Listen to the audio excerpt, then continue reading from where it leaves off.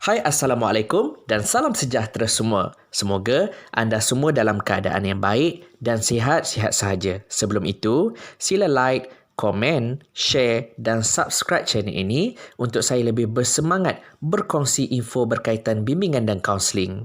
Nearly 5,000 flights go through her airspace each day.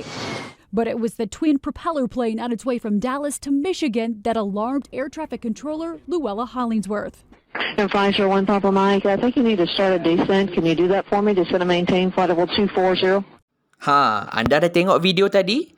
Mesti anda terfikir-fikir dan terkejut kan?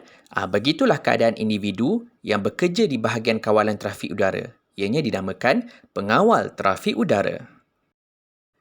Jika anda tengok video tadi, anda boleh tengok kan bagaimana keadaan kesibukan pesawat di udara. Sebab itulah kawalan trafik udara ataupun air traffic controller amat penting. Air traffic controller ataupun kawalan trafik udara merupakan perkhidmatan yang disediakan untuk menggalakkan aliran trafik udara yang selamat, teratur serta cepat dan efisien. Keselamatan semua pesawat bergantung kepada bagaimana isyarat dan komunikasi oleh ATC ini. Sebab itulah, aliran trafik udara yang teratur serta cepat dan efisien memastikan kecekapan operasi pesawat di sepanjang laluan yang dipilih oleh operator. Ia dilaksanakan menerusi peruntukan sumber sistem yang saksama kepada setiap penerbangan.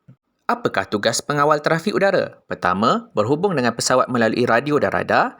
Kedua, memandu arah pergerakan pesawat semasa penerbangan atau di lapangan terbang. Ketiga, mengarahkan pesawat supaya naik atau turun dan memperuntukkan aras penerbangan akhir kepada pesawat.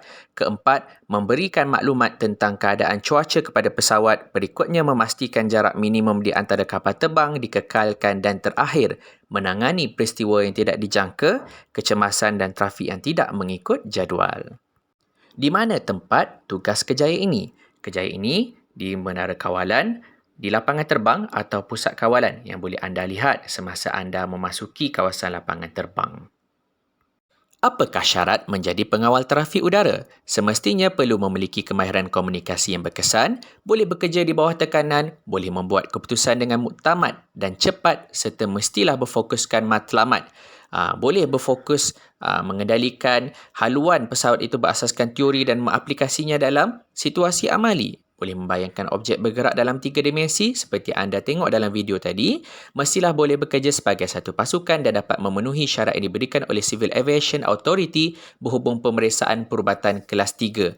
Dan apakah kelayakan yang diperlukan untuk menjadi pengawal trafik udara? Ada 3. Yang pertama, SPM, boleh menjadi penolong pengawal trafik udara. Diploma, penolong pegawai kawalan trafik udara. Dan ketiga adalah ijazah pegawai kawalan trafik udara. Terdapat beberapa tapisan yang perlu diikuti untuk memilih seseorang pengawal trafik udara. Yang pertama adalah tapisan melalui ujian. Apakah ujian tersebut? Ujian IQ, ujian suara, ujian bahasa Inggeris dan ujian psikologi. Kemudian setelah lulus, mereka akan mengikuti temu duga. Setelah temu duga itu mereka lulus, mereka akan menghadapi kursus latihan selama 66 minggu secara maksimum di Akademik Penerbangan Awam Malaysia dan akhir sekali mereka akan mengikuti latihan semasa kerja ataupun OJT bagi mendapatkan lesen live rating. Apakah kursus latihan selama maksimum 66 minggu itu? Antaranya modul-modul seperti meteorologi, operasi pesawat, undang-undang penerbangan, aerodrome, persekitaran prosedur kawasan. Apakah itu pula live rating? Live rating adalah lesen antarabangsa yang memberikan anda pengiktirafan untuk menjalankan tugas kawalan trafik udara. Lesen pengawal trafik udara Malaysia dikeluarkan oleh Jabatan Penerbangan Awam Malaysia DCA dan diiktiraf oleh Organisasi Penerbangan Awam Antarabangsa ICAO. Ini bermakna anda telah memperolehi kelayakan yang boleh digunakan di kebanyakan negara. Hebat kan?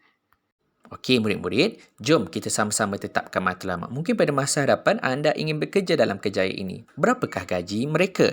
Gaji bagi penolong pengawal trafik udara semaksimumnya adalah RM2,773.66 termasuklah allowance. Kemudian, bagi penolong pegawai kawalan trafik udara RM4,325.45 dan bagi pegawai kawalan trafik udara RM6,711.27.